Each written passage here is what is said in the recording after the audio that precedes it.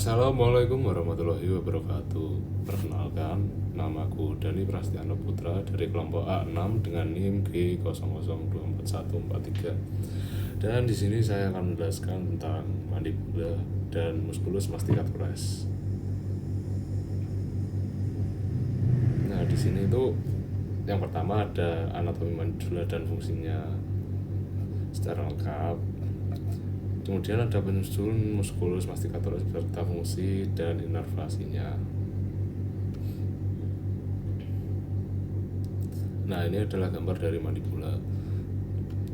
Mandibula atau tulang rahang bawah adalah tulang wajah terbesar dan satu-satunya yang dapat bergerak di antara tulang-tulang wajah. Mandibula terdiri dari beberapa bagian penting. Yang pertama ada corpus mandibulae yang berfungsi untuk membentuk struktur utama dari mandibula dan berfungsi sebagai tempat perlekatan otot dan sebagai tempat dudukan gigi bawah.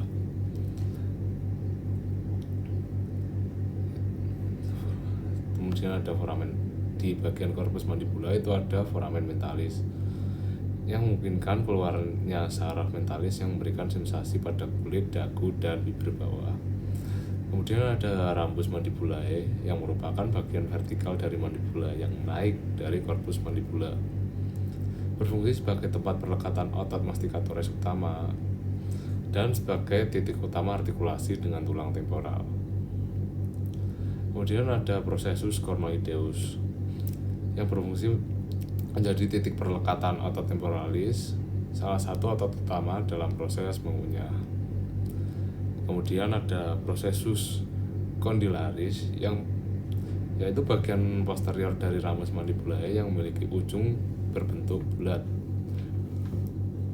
yang disebut kaput mandibula atau kepala mandibula, berfungsi sebagai artikulasi dengan fossa mandibularis pada tulang temporal, membentuk sendi temporal mandibularis yang memungkinkan gerakan rahang seperti membuka, menutup, proyeksi, dan rotasi rahang. Kemudian ada angulus mandibulae atau sudut mandibula yang terletak di pertemuan antara korpus dan ramus mandibula, berfungsi sebagai titik perlekatan bagi beberapa otot termasuk musculus masseter yang berperan dalam menutup rahang.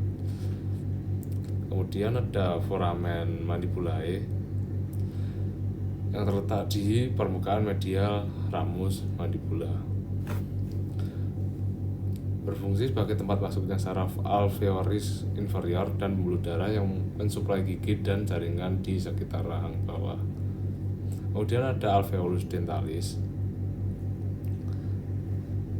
yang berfungsi menahan gigi di tempatnya, memungkinkan gigi untuk menjalankan fungsinya dalam mengunyah dan merobek makanan. Nah, lanjut di musculus masticatori.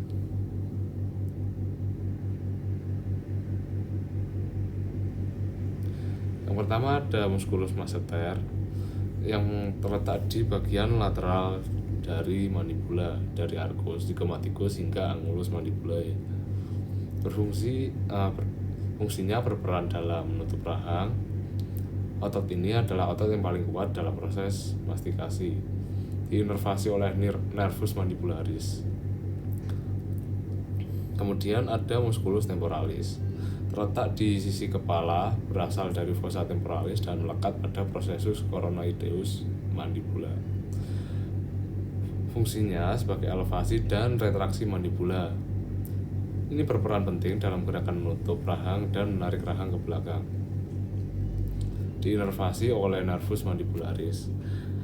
Kemudian ada musculus pterygoideus medialis yang terletak di bagian medial dari ramus mandibula, dari proses pterygoidus tulang sphenoid ke bagian dalam mandibula, berfungsi untuk membantu elevasi mandibula, yaitu menutup rahang, dan gerakan lateral yaitu gerakan ke samping mandibula. Otot ini bekerja bersama musculus masseter untuk meningkatkan kekuatan gigitan dan diinervasi oleh nervus mandibularis. Kemudian ada musculus pterygoideus lateralis, terletak Ya, letaknya yaitu berasal dari sayap lateral processus pterygoideus dan lekat pada condylus mandibula. Berfungsi sebagai peran dalam depresi mandibula, yaitu membuka rahang dan proyeksi mandibula ke depan. Selain itu, otot ini memungkinkan gerakan lateral saat menggigit dan mengunyah, diinervasi oleh nervus mandibularis. Nah, keempat otot ini bekerja sama untuk menghasilkan berbagai gerakan rahang yang diperlukan dalam proses mengunyah, yaitu elevasi, depresi, proyeksi, retraksi, dan gerakan lateral. Sekian dari saya. Wassalamualaikum warahmatullahi wabarakatuh.